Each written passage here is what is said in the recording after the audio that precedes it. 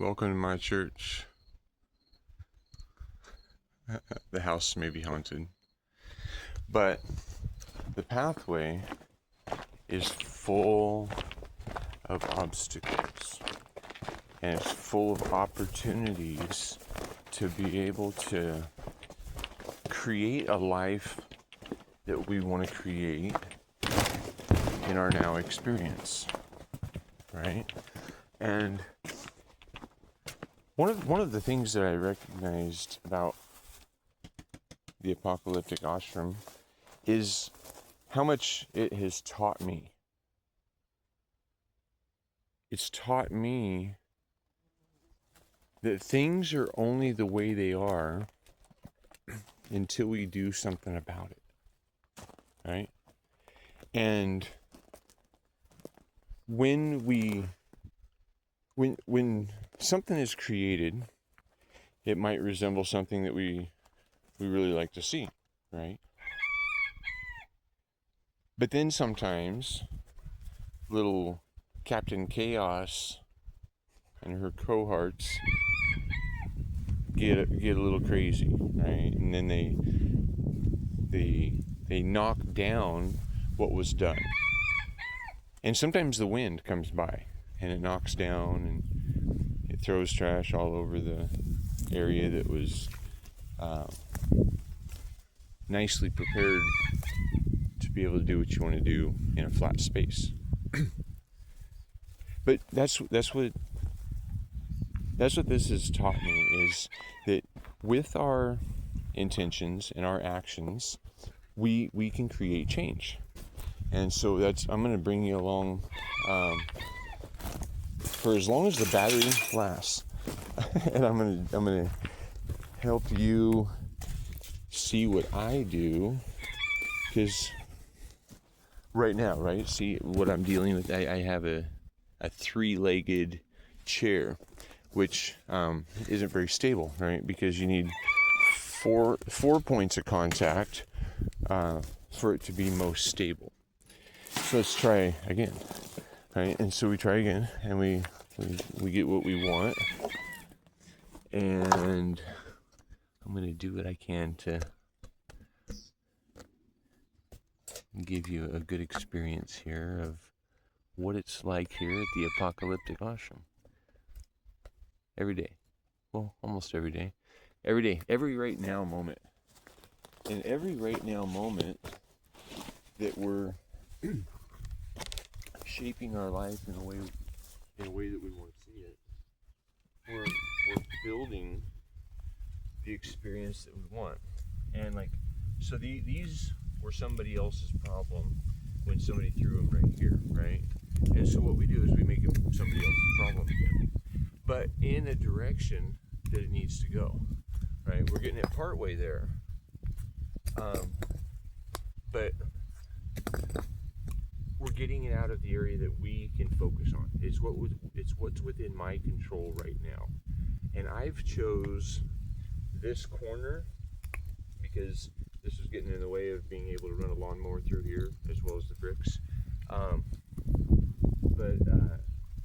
Anyway, yeah. So this is like what I can control, which is me right now. And so I can look at all my resources.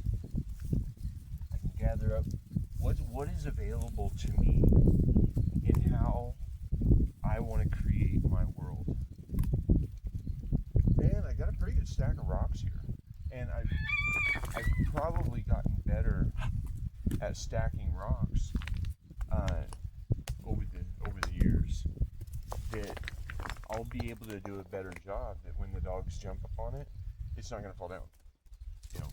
And I'm glad that it fell when it did, because it's never the intention to harm anybody or to create a dangerous environment, but we have to realize that life happens, right?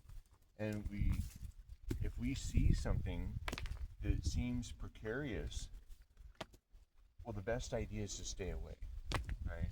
You stay away from it. That's like people who get bit by a rattlesnake. Most of the time, I would bet that they were messing with it, right? They weren't just recognizing, I mean, like when I hear a rattlesnake, if it's not like in a space that I have to be in, I just go somewhere else, right? Like that makes sense. I mean, he was nice enough to warn me. He's like, "Hey, dude, you're in my space," and as long as we're not thinking that, just because we're humans that we're the most important, um, I think we can. I guess when we respect nature, it doesn't bite us. That's what's kind of happening with life, right? We haven't respected the natural cycles of things. We've been allowing ourselves to be advertised ways of being that aren't natural, right? Heina, she was telling me the other day about how it's much smarter to be a dog than a human, right? Because a dog is a reflection of God, Dog, right? And they show us protection. They show us love, and if we step on their foot, they don't get mad. They're like, "Oh, hey, dude, watch out." It's not a big deal. They don't take it as a malicious attack. They recognize it as just, oh, my now moment hurt for a second, and so they're right back into their new now moments. And when you're consciously shaping your now moment, well, you got to ask yourself, how do you want it to be, right? I mean, like, I'm consciously shaping my right now moment and getting a workout. And I'm checking out all the cool rocks that I've handled before and stacked before. And um, and sometimes, there's cycles in life that keep us right now like that. That's somebody else's problem right now, right? I'm getting the things out of this space that I can control, and I'm making it somebody else's problem. It's future me's problem, but as far as I'm concerned, it's somebody else because I don't want to handle that right now, right? So,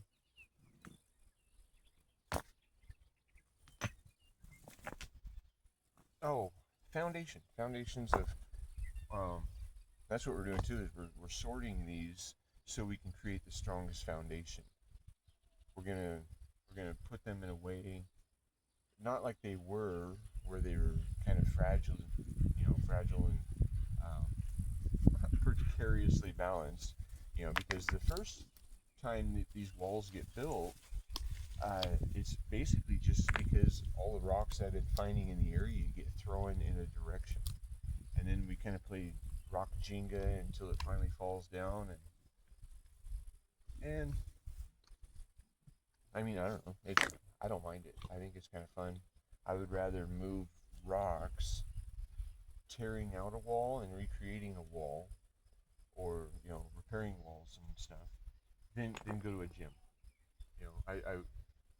I'd rather do this. I Sometimes squirrels, they run by, birds, they swoop in through here. Uh, I mean, it's exciting. When are when are you gonna sit in Anytime Fitness and almost get hit by a quail? You know, that's but I mean that makes for a better story. I mean, I was down in the valley over there, and I was doing a little job like this, and all of a sudden I look up, and there's these two quail, and I mean it looks like they're racing each other down through the sagebrush, and then all of a sudden there's this head right in their way, and this bird, it was like had to push his wings like this, like really hard, and he's like, oh shit, it was like slow motion, but he swooped right by me, and yeah, anyway, that was exciting. Actually got me going. I'm like, man, that probably would have hurt a little bit. I mean, 'cause that little dude was hauling ass. And I need a tool real quick. I'll be right back.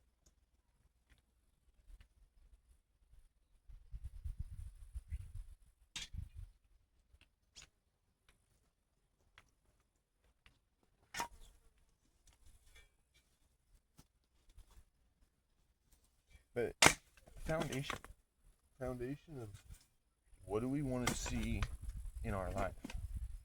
And we got to start asking ourselves these questions, because I don't think people have been asking themselves these questions. Because if I'm only capable of controlling me, and I'm only capable of controlling me right now, I need to know what direction I want to be steering this ship, right? I need to be asking myself, how do I want to see my life? Because, there's ways that I'd really like to see the world change, but for me to do that, I would have to be trying to control somebody else. And when other people are supporting something, and then if you take it away, if you control it, then they're gonna rebel because they're not getting what they want, right?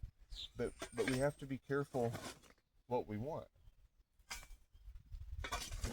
right? When we're careful of what we want, that's what we start to build in our life.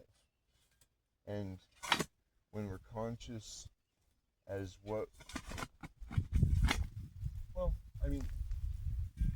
for me, I choose that I want to live every day, every right now moment, in health, happiness, peace, and abundance. And right now, look at this. I got a whole bunch of rocks that I get to play with, right? And I get to create a wall with. I've got people that want to see this and that like to participate in what I'm doing. I've got my health, I've got my happiness, and I'm at peace. Even though the world's at war, somebody's fighting somebody all the time, right? But I'm in peace, and that's what I can control.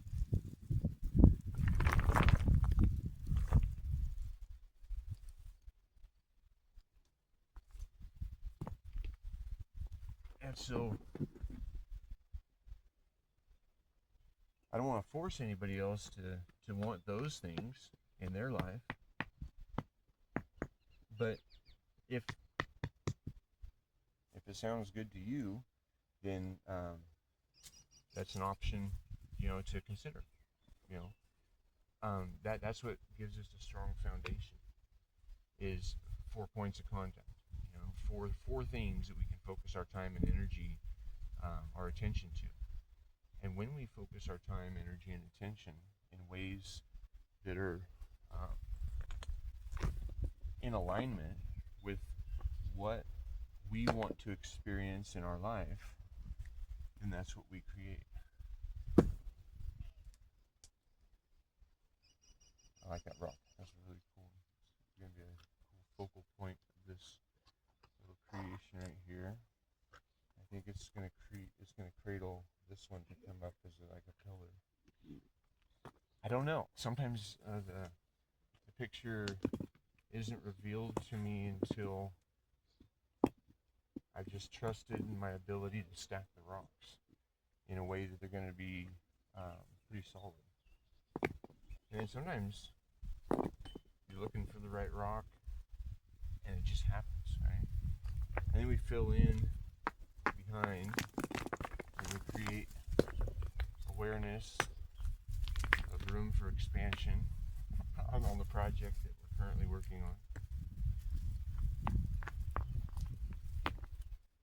All right, and then we want to make sure that all of our decisions are supported, and we support those decisions by, like in life, we ask ourselves, is what I'm doing in whatever direction towards my health, happiness, peace, and abundance, or is it causing me stress? And if it's causing me stress, we know that that's we don't know that. There's room for us to assume that there might be something wrong if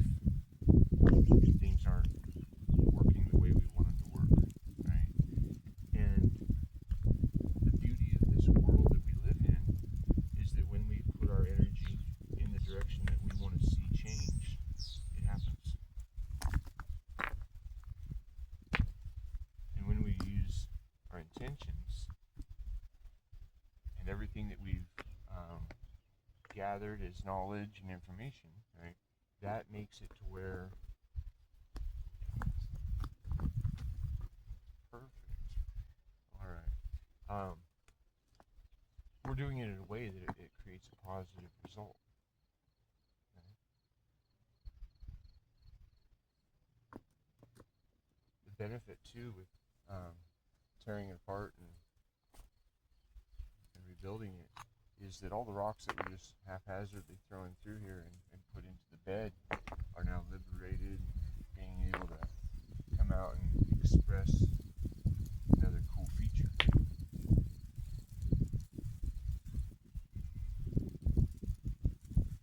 Same thing with our life, right? Kind of. When we focus on our healing and we focus on removing the toxicity that's in our life, you know, and that comes in many forms, right? It can be friends that they aren't really a friend, you know. They've been somebody that has been there out of their own convenience, right?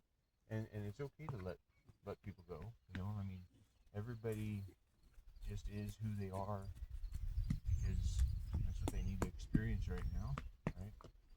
But you don't have to put up with it. You know, it doesn't have to be at your expense that they're learning what they want to learn, or they're experiencing the things they want to experience. That's where, you know, we have free will. We have the ability to choose for ourselves what we support in the world, right?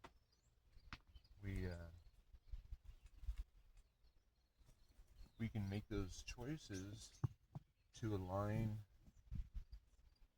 with how we've been advertised to live, or we can make those choices to align with what makes more sense to us.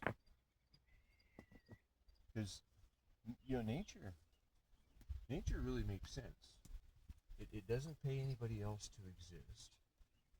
It forgives quickly. You know, like I was telling you, if you step on like a dog's foot, you know, they're not going to hold a grudge on you.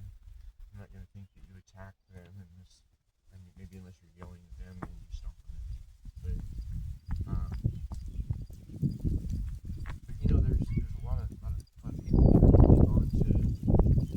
holding on to a lot of things that aren't serving them. I mean, that's where we have to learn to let go. We have to learn how to move forward in the world that we live in a way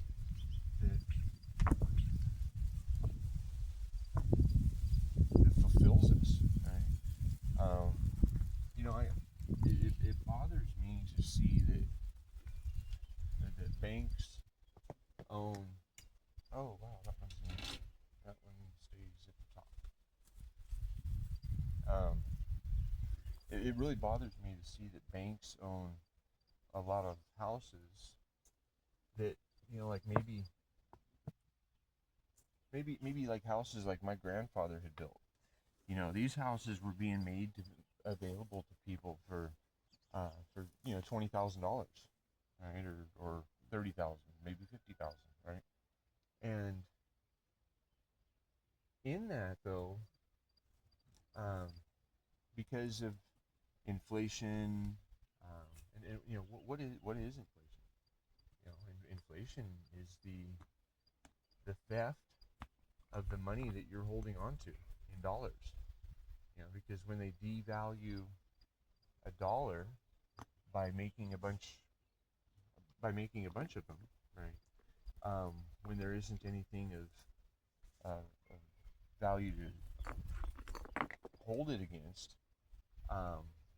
well, it's a bad investment. But so anyway, these houses that used to be were affordable by a single income, by a family, are now empty because two incomes uh, can't support the mortgage or the rent. So they sit empty, and people are freezing to death on the streets. And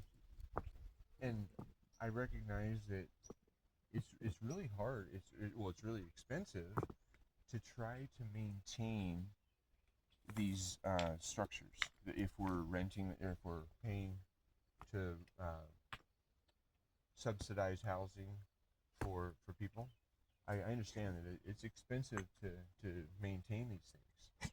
But why can't we provide a low interest loan to a trust, to a group of individuals who are, because they can afford, typically people can afford $500 to $600, $800 a month maybe, to have a place to live, with a decent paying job, the minimum wage job, right? But should that always be an expense that we have? Because like the squirrels around here, they dig out a house in just a day or two. And the birds, there's some pretty fantastic nests here, but a lot of nests, within a week or so, they're usable, right? And so there's a lot of energy being expelled by the animal to build a shelter, right? But then it lasts for a long time. So they're not working every month. Well, maybe they're doing a little bit of maintenance every month, and because it learned from its mom, it's been able to do that. But there hasn't been a significant amount of energy being expended to maintain that shelter. Right? What are you doing? Are you okay? All right.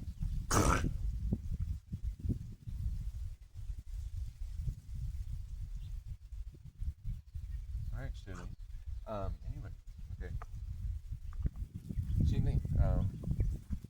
All the animals, they build their shelter, and then they don't have to pay really with their energy to exist in it, right? Which is handy, because then they can spend their time laying in the sun and hoping a hawk doesn't consume them.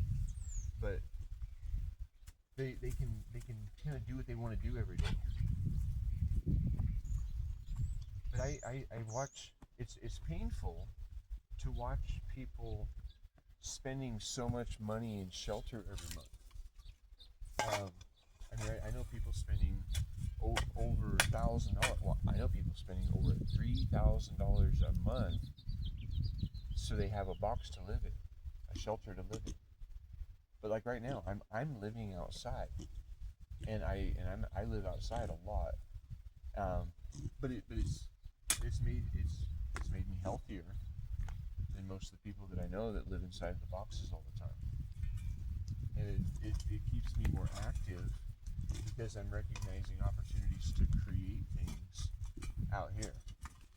And when I'm out here creating things, then I realize how important it is for us to be creating what's most important. What's most important in our life is what we need to be working and spending our energy towards creating. Because when we have something like that, when we have 8 billion people each working towards creating the positive change that they want to see in the world, that can be pretty fantastic. Alright? And that's heavy. Alright, see, I thought that this one was going to go here, but I think that's where it goes instead.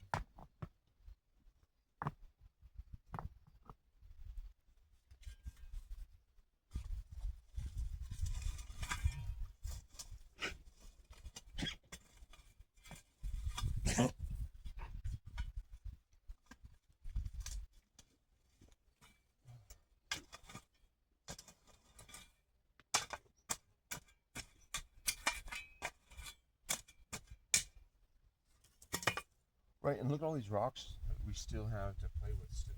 You know, I mean, like I, I, I think it's fun. I call this play, you know, because it's a pixelated landscape. I've picked one spot to focus on, and yoga, and so I'm making sure that I'm aware of my breath, and I'm making sure that I'm stretching, and I'm moving my body in ways that are really healthy to stretch my spine, to keep me flexible, to uh, to eliminate pain, right? Because eliminating pain is, I think that's the focus of most people's life. They're like, whoa, I'd like to step away from pain, right? And sometimes pain shows up in different ways, and sometimes it's hard to navigate.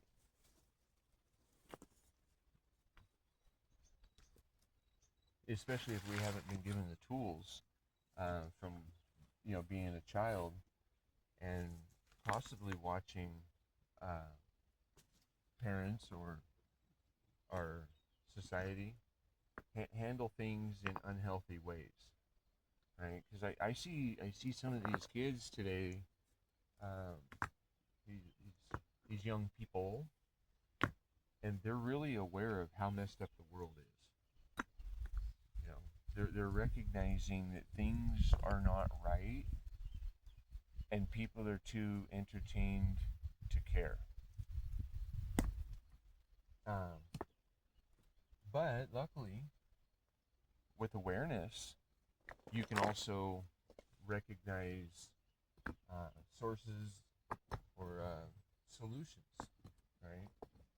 And when you find the solutions to something, then it makes it easier to accept that something um, is the way it is, because you know that it's only that way until enough people put their energy towards fixing the problem. And that's what we can do really easily by supporting different ways, right? If we're supporting what we don't want and then getting mad about it, well, that's like passive aggressive behavior, right? And you know, and that's fine. You know, I mean, because we do want to we should be tolerant of other people, and you know, so that way we're not going to be abusive to them every time they don't act the way we want them to act. But we also have to be aware of our own boundaries, right? And our own boundaries can be, in my opinion, should be enforced. Um, if somebody is pushing their will on you, well, you should be able to, um, prevent that. That's what we talk about here at the Apocalyptic Ashram. There's ways that we can shape our life and operate in our life so we're honoring other people. I mean, because you know,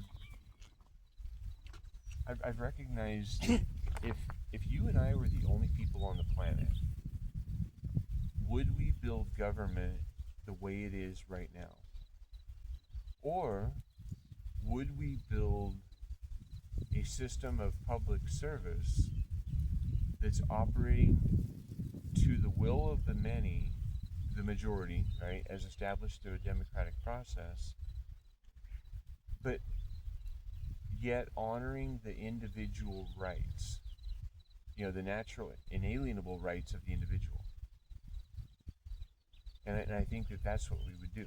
And that's what a republic is intended to be, is public servants that are honoring the life, liberty, pursuits of happiness of the individual, honoring their privacy, as long as they don't harm anyone or anything, right? And and to harm, that's a deprivation.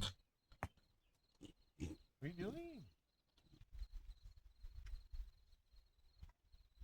You actually have to do physical harm. It can't just be that you've offended somebody, because being offended, I'm sorry, that's weakness. That's weakness. Is getting offended by what somebody somewhere else does. That's saying that you have such poor boundaries that a sound can make you feel bad.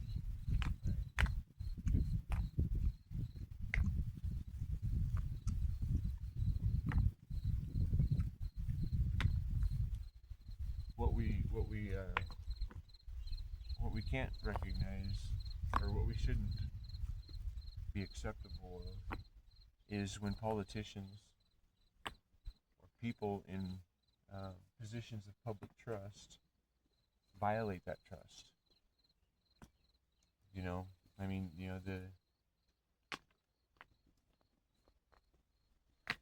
The public, if many people have voted somebody in to be a representative of the people, they really need to be a representative of the people. But what we've had is a corporation masquerading as government and operating in the benefit of corporations over human interest. And so when we abolish that's when we disempower that's when we return to what freedom really truly is. I mean, right now, you really can't talk about this stuff online because they'll de-platform you. But the people choosing to self-exit their life is growing exponentially because they're living in an environment that they don't want. They can't find an escape from. And when they can't find an escape from where they are right now, they do it in sometimes very creative ways. Anyway, these problems that we're seeing in the world today are pretty easily solved. For $1 million, I would probably have money left over. If a county, this is a challenge to my county commissioners. If they present me 40 acres, $1 million, I will house 100 people, like perpetually. I will house 100 people who are currently not experiencing shelter or are a burden on the streets. We can build earth chips. I need to have a regulation-free zone. I need them to honor private property rights to do what we want to do, and it can be a membership only, so that way we can be outside of codes and statutes established for the public. But when we start doing things the way people have done things for thousands of years, before they thought somebody somewhere else had the right to rule over what they do, their lives were much simpler. Right? The people who live in little villages and are seen as poor, they actually own more of their time than a person living in a city working 8 to 12 or more hours per day to be able to pay for the rent in the building that can burn or be consumed by bugs or wind very easily. It's expensive. They pay a lot of money in insurance because it's really expensive to replace. Who could ever replace these things? You know, these large expenses without having insurance. Things don't have to be that way. They haven't always been this way. It's only been the last 100 years or more that have been manipulated in ways that are so expensive to live. I mean, medieval peasants, they worked, or medieval, I don't know, back in the day, it didn't cost so much to live. People grew food, you know. I think it's, or the way I feel that we should grow food is that we should have an abundance of food growing at the perimeters of our property too, right? And that way, so passerbys, you know, people walking and traveling and you know, living it like more of like a nomadic life, or maybe they don't have a place. They have access to food, right? I mean, because landscape. I mean, we can grow weeds, right? Or we can grow food. You know, we can grow both. We don't have to poison the landscape to be able to live on it. Right? And when we start recognizing in every direction the opportunities that we have to create the life that we want,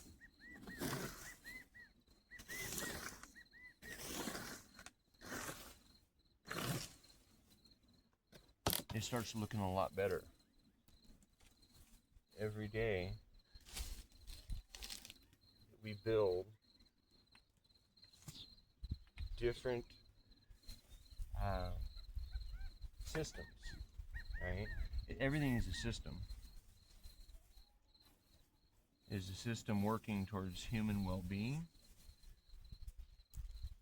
or economic superiority or growth, right? And that's, I think that there's a healthy balance to be found in that.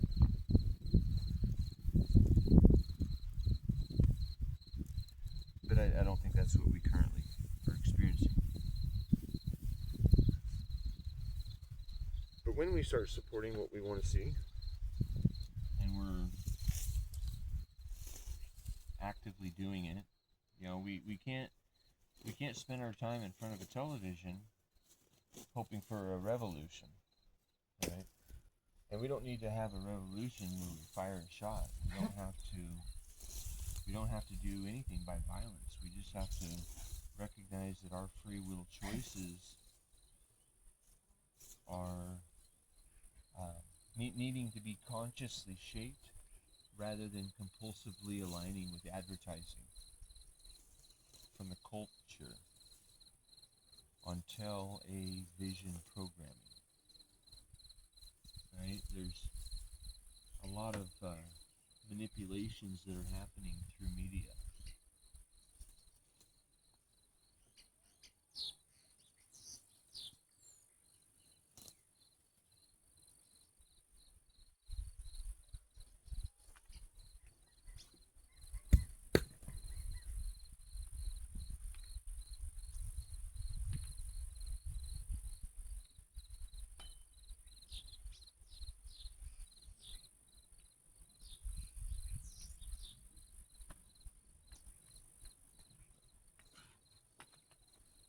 Yeah, so this is my church. This is my ministry, my service, my expression of my free will in how I want to see my environment. What do you think? What do you think? Huh? What do you think? Yeah. Oh my goodness, huh? Yeah.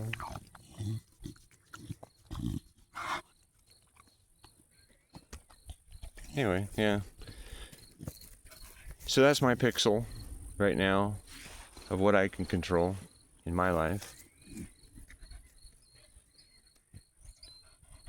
we take back control of this life experience when we all start shaping our lives how we want to see them. And holding some appreciation for some people that may have experienced traumas or mental health, being present in their life, or their I guess lack of mental health being present in their life, that they can't do life like everyone else.